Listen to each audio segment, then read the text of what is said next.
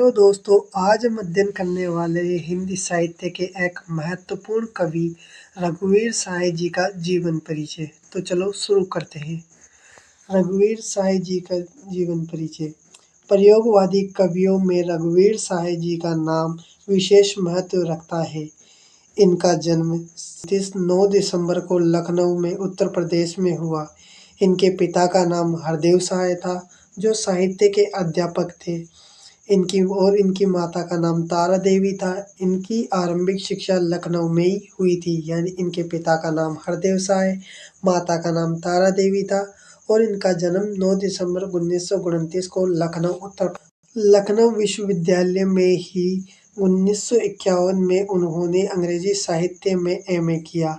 अंग्रेजी भाषा में शिक्षा प्राप्त करने के बाद भी उन्होंने अपना साहित्य हिंदी भाषा में ही रचा। यानी आगे बात करते हैं इनके संपादन की। ये नवभारत टाइम्स तथा दिनमान साप्ताहिक पत्रिका के संपादक से जुड़े रहे। कुछ समय तक ये आकाशवाणी में हिंदी समाचार विभाग से भी जुड़े रहे। इन्होंने प्रतीक एवं कल्पना जैसी पत्रिकाओं के संपादन में भी सहयोग किया। यानी इन्होंने नवभारत टाइम, दिनमान साप्ताहिक पत्रिकाओं में काम किया, आकाशवाणी में काम किया और पत्रकार और कल्पना जैसी पत्रिकाओं में भी काम किया।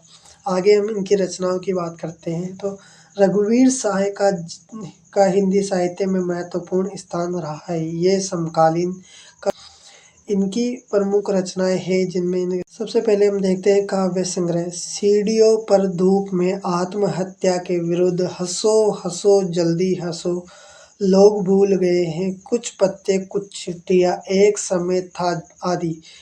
इन्हें लोग भूल गए हैं काव्य संग्रह के लिए सन 1984 में साहित्य अकादमी पुरस्कार से सम्मानित किया है।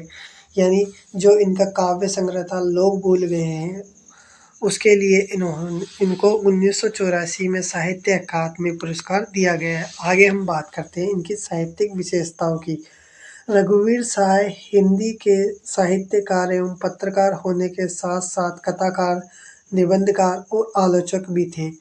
उन्होंने अपनी कविताओं में समकालीन समाज का यथार्थ चित्रण किया है। यानी ये कवि होने के साथ ही साहित्यकार, पत्रकार, कथाकार, निबंधकार भी थे। इन्होंने अपने समय का सामाजिक वर्णन किया है। उन्होंने समकालीन समाज में व्याप्त भ्रष्टाचार, शोषण और मध्यवर्गीय जीवन कुरीतियों पर व्यंग्य किया है। यानी इनकी रचनाओं में हमें भ्रष्टाचार, शोषण और वर्गीय जीवन और कुरीतियों पर व्यंग्य देखने को मिलता है।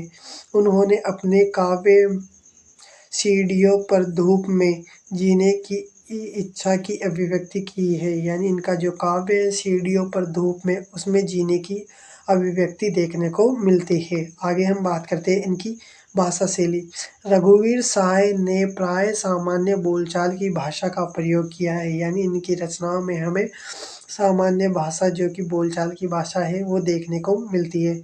इन्होंने अपने काव्यों में खड़ी बोली का प्रयोग भी किया है। इनके काव्य में खड़ी बोली का प्रयोग हमें देखने को मिलता है, जिसमें संस्कृत के तत्सम, तद्भव एवं विदेशी भाषाओं के शब्दों का मिश्रण देखा जा सकता है। इन्होंने अलंकारों और छंदों का भी सुंदर प्रयोग अपनी रचनाओं में किया है। यानी इनके काव्य में हमें संस्कृत के शब्द, तत्सम, तद्भव, विदेशी भाषाओं के शब्दों का मिश्रण देखने को मिलता है। इनकी रचनाओं में अलंकार और छंदों का सुंदर प्रयोग मिलता है।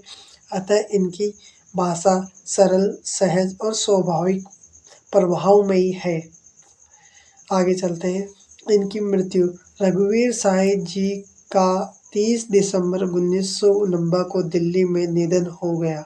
यानी इनकी मृत्यु 30 दिसंबर 1990 को दिल्ली में हो गई थी। आई होप आपको वीडियो पसंद आई होगी। यदि वीडियो को पसंद आई तो वीडियो को लाइक करें, हमारे चैनल को सब्सक्राइब करें। धन्यवाद।